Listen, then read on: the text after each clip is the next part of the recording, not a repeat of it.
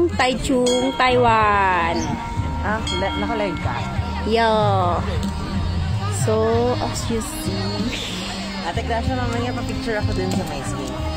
Doon sa red? Mamaya na. Oo, dun na sa my skin. Oh, sige. Mamaya na. Ayun.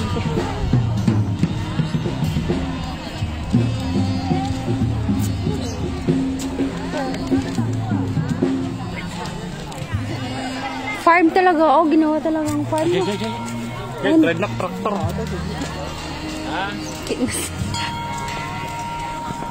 So, you see. Very nice. Very beautiful. Yan ang flower shop.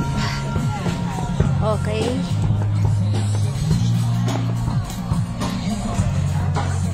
Baka 1 hour kung malibot to.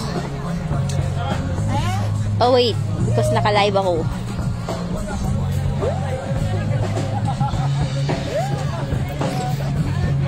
Mainit.